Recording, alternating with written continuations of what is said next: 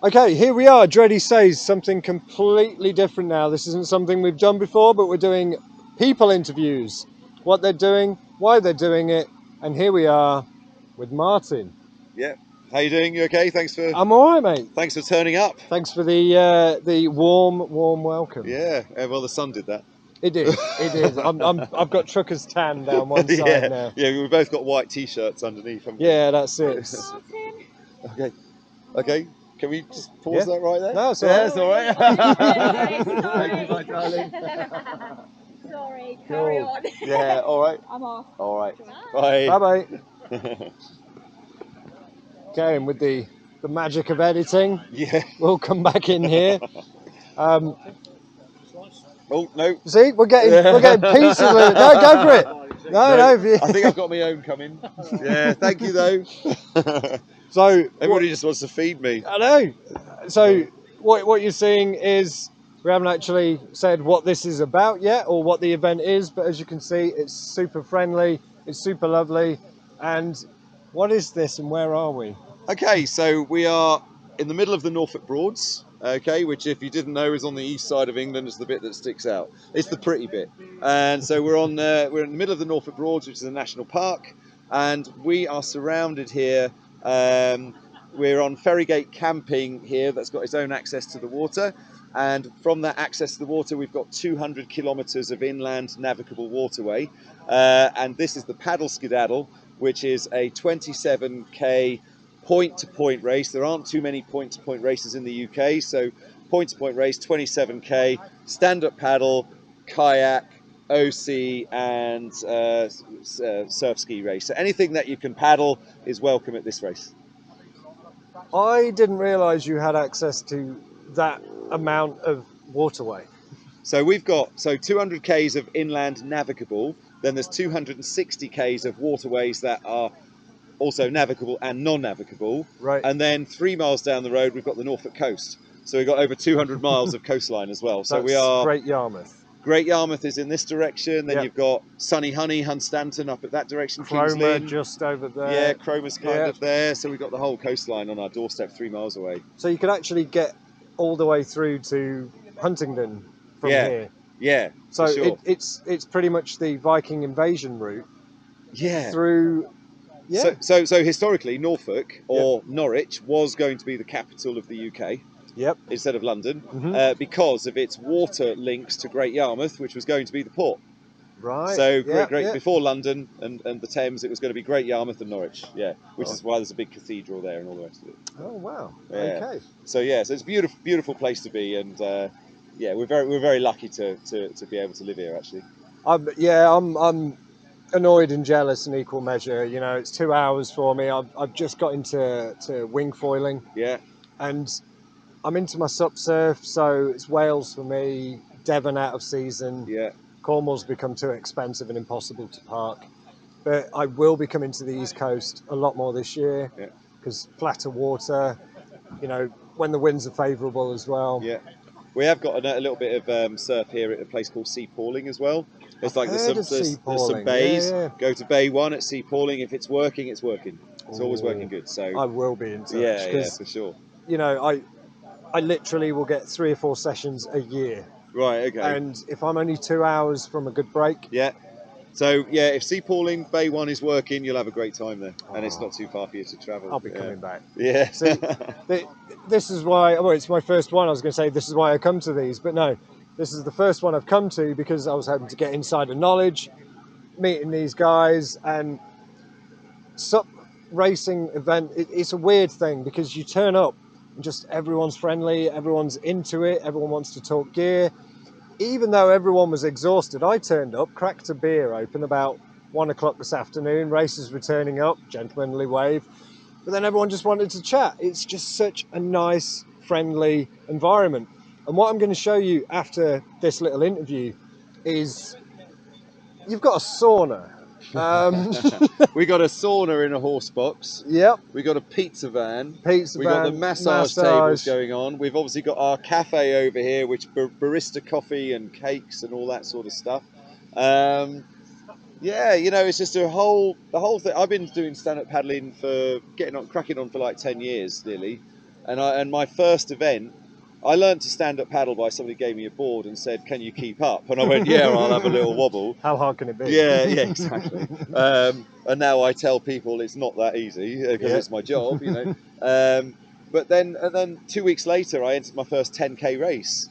So my history with stand-up paddling is because I used to be an Ironman triathlete. I used to do lots of triathlon and endurance mountain biking and stuff. I got an injury, and somebody gave me a board and a paddle and told me to keep up. And I went, my God, this could be the answer to my endurance kind of prayers, you know. So I entered a race and I had a horrible time. I spent most of it on my knees and stuff. But from then, I kind of got the bug for stand-up paddle racing from that 10K. I learned to be an instructor. I then became a trainer for the ASI. And then latterly, I became a trainer for the Water Skills Academy, the WSA. And through all of that, I just took up racing, particularly endurance racing, which is why I was able to create this one, the Paddle Skedaddle, which is a 27K. It's a really nice introduction to stand-up paddle endurance racing. And then in July, we've got the Norfolk Broads Ultra, which is the bigger brother, which is 84K, either over 2 days or all in one go. Wow. And I've raced that as well, and I've done all right, got on the podium and stuff like that. And it's a very different vibe, the ultra racing. There's an awful lot of dedication needed, and like we spoke about earlier, technical ability to actually become really super efficient. So there's an awful lot going on, but the vibe that you get people, you get people that have paddled 80 sort of 4K, and they'll stop at the finish line and they'll wait for the last person to finish. Yes. With a beer in hand on their boards, but why not? It's a great vibe. That's what, it's not surprised me, but it's been nice. Everyone, there's no sort of negative competitivity about it. It's all like, we're all in this. We're all, can't speak for myself, but they are all next year, definitely next year. I'm doing it next year. He's in it next year. Everybody is just buzzing off each other, and just supporting each other. And the stories I've heard from people who hopefully I'll get to interview later, where they've gone out as teams, not at this event, but at other events, and have actually stopped and picked people up that have fallen behind. And I think someone was telling me earlier they were like a 2-3 man team, and they came back with like 7 or 8 people, just scooping them up. Well, it's a bit like today. We always give an award for the paddler's paddler. So that's for somebody who has shown self-sacrifice, or they've shown they've had a really hard day, or they've just basically had a bad day, or something's challenged them on the water. So we always give them a recognition for that. Yeah. And there was a guy. Sorry, pizzas flying everywhere. That happens here, flying pizzas. And so this guy, somebody fell off their board. They were struggling to get back on. Another racer came up and said, "Are you okay, dude? Can I help you?" Helped him, held his board, climbed back on, made sure he was okay. Everybody got going, and then they cracked on with it, So, yeah. So, do you want to hang on? Hang on. Get in here. So, Chris? No. Yes. Yeah, it's Chris. Oh, so this is Chris from the East Coast Pizza Company, who comes here and does our races. So, and he's just got my pizza. I've been waiting for hours for it, but it's worth it. So, but sadly, it's now going to leave and go over to Nat, and I'm not going to be able to eat it. So sorry about that. But thank you for coming. Cheers. I see pizzas are cool. There we are. Great recovery food. But we will. You can get away with carbs when you're burning it. Sure. Yeah. My background is sports nutrition, so I study sports nutrition, and when you're doing something like this, it's actually very difficult to keep enough carbs in your body anyway. So, you're probably going to end up losing weight, but at the end of the race, but eating 3 times what you'd eat in a day anyway. You would hate my diet that I put myself on 2-3 years ago to lose the weight. It's the eat less, move more, drink beer diet. Well, the Tarahumara tribe, who are a running tribe in South America, they go on a 24-hour corn beer bender, and then they go run 100-mile foot races in bare feet. So because they're so carbed up on the corn beer. So it's okay. I started fasting 18 hours every day, swimming 1-2K at least 5 to 6 times a week. Yeah. Still getting my 5 or 6 beers in, light strength lager. every night because I don't want to give up my beer. No. And I was fine fasting, so you don't hate it. Well, there's also one thing with endurance racing as well. Because of course the key to endurance racing is fuel, and as soon as you forget to take your fuel, and you start that downward spiral, life becomes very horrible. It's not a nice place to be out on the water when you're bonking.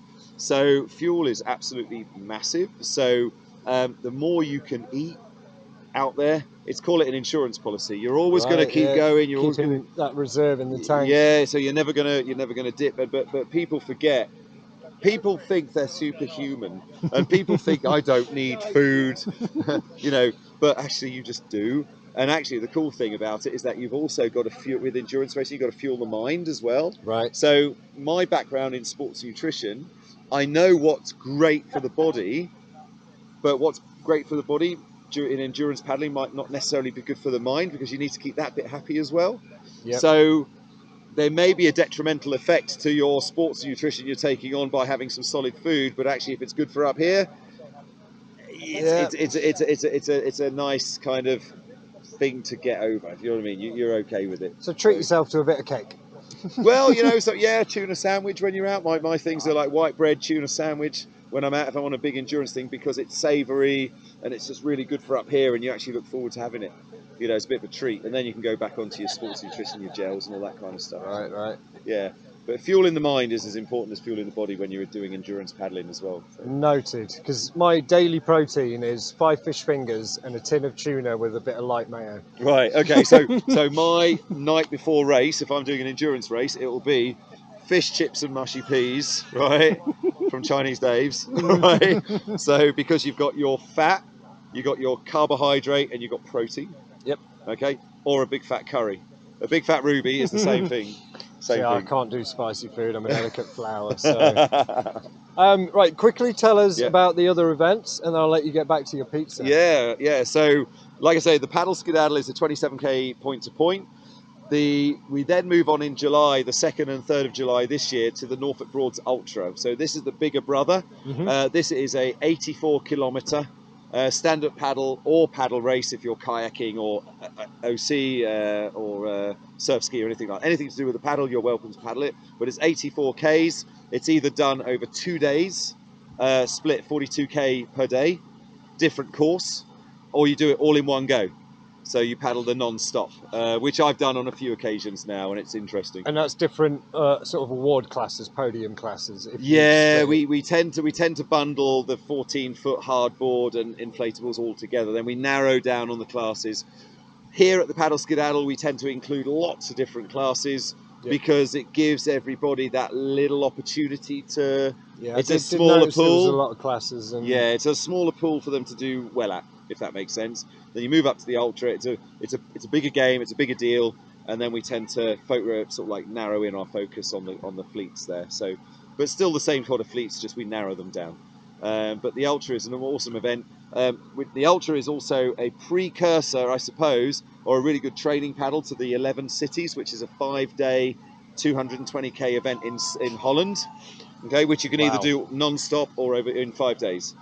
So this one, being 84k in July, is a real nice feeder into Holland, into the 11 cities, because the terrain is the same. Holland and Norfolk were joined one time in history, so the reed beds, the terrain is exactly the same. So if you want to train on this terrain, perfect for the 11 cities. So all three races kind of have a little flow, a little story into each other. So, wow, I mean, those numbers, it's difficult for me to compute because I've not started. It's just one paddle stroke in front of the other until you start there, you finish there. That's it. And I suppose I have one question, because I'm getting an ice up race board soon. Yeah. What differences? I know there's different. It's almost like a weight class, isn't it? You've got a different podium. Yeah. So presumably with the ice up, you are slower. You're not going to. So look, please explain. On paper, an inflatable board is always going to be slower than a hardboard, because a hardboard, you can create a defined hull shape. You can create a board to do a specific job. You can do a board to glide better, to do whatever. Okay. An inflatable is a structured bag of air, Yep. right? Effectively, some of them have got some structure down them, either at the front or down the sides, to try and keep them a bit more rigid, to try and make them react like hardboard. But still, Yeah, you've so got pseudo rails that they can add to them. yes, and, like all the carbon fiber spars on the red Yeah. boards and stuff like that. But essentially, it's never going to be as fast on paper as a hardboard. But then we always forget we need to then stick a human on top of it. Okay, and then you stick a human on the top, and then all of your data goes out the window because you've got height, weight, paddling ability, paddling efficiency, paddling style, the paddle you're using, the nutrition you've done. It's just a completely ball game. So you're always going to be slower. But I've done my first ultra race I did was on a Nash Nisco 12.6x30 Right. inflatable, Quite. and I got third place. Okay. So what we're saying with that is that it's down to the paddler and the board. Right. So the one paddler like yourself, with exactly the same nutrition, mental state, health, endurance, everything above, would be better on a composite or rigid board. Yes, that is suited to them. Yeah. Because a lot of people try to go for the narrowest board. Yeah. And the narrowest board on paper again is quick, but then you stick somebody who doesn't fit that board, so maybe they're too tall or too heavy, or they haven't got really good balance, then they're going to spend more time trying to keep balance than going forward. Or hit chop and then the wheels come off. So you need to find a board. So regardless, I'm sometimes faster on my 24-inch Nash Javelin than I am on a 22-inch NSP I've got, because it's down to the conditions. That is narrow. Yeah, so that is narrow. So, but if I've got the right conditions and I'm on my 22 NSP, I'm like I'm 9.5 k's an hour. Right. Where the Jav is a little bit wider. So there's a lot of selection to be done, but you can't say wholeheartedly that an ISUP is going to be better or worse than a hardboard, or Too vice many versa. variables. Yeah, it really is. What you can be sure of is generally an ISUP will be slower than a hardboard for sure, because of what it is generally. But then all those variables come into play as well. How's that for an answer? Yeah, variables. I am excited. I am excited to try it out. I wish there was a pre-Skedaddle daddle. Well, we have a really cool winter series here in East Anglia. Okay. So, which is only like top about 8k. Right. And then we have a challenger class, which is about 5k. Right. So the winter series is really good, and we kind of finished the winter series in like March anyway.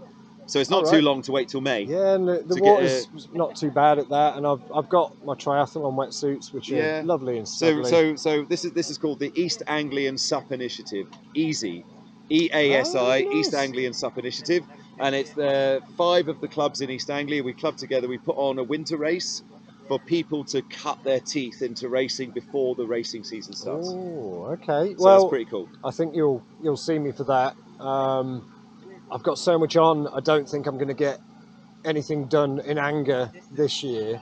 But if I do the winter races, because I'm not a fair weather paddler, right? I'm not even a fair weather swimmer. I might be wearing my 753, but I'll still be river swimming. Yeah. Breaking the ice to get in. Yeah, for sure. So yeah, okay. Well, hopefully that's kind of that was nice. Totally overwhelmed everyone and everything, and it's a good job we didn't have our friend Mungo on there, because he really would have overwhelmed everybody. On what? Just your knowledge of everything. But no, it's what I can say about stand-up paddle endurance racing, that it's really good fun. It's hard work, but the reward is so much bigger, I think. Everybody's happy, everybody's friendly, everybody encourages people to get on. There's a process for you to go through. If you want to build up to it, there's a brace for everyone. So, I think it's awesome. So. Perfect. Well, it's been an absolute pleasure, brother. Thank you very much for coming along. Appreciate it. Yeah. And there'll be links down below to everything, because I won't remember all of this. It's been an absolute pleasure. Thanks for the warm welcome. You're welcome. Thanks for coming. Yeah, cool. And we'll see you again, especially about that break. It's not a local break that you've now ruined, and all the local surfers are going to be like, "Oh, he's said it now." No, but they will sniff out an imposter, an incomer. They'll sniff you out. Yeah, I'll hide the hair. They'll never know. Awesome. Well, it'd be cool to see you again, and you're welcome to come and race anytime. Give us a shout. Will do. Right, I've got to do it now, haven't I? You know, it's going to happen. I'm going to have the board. All right, guys, you take care. All the I'll best. catch you for the next one.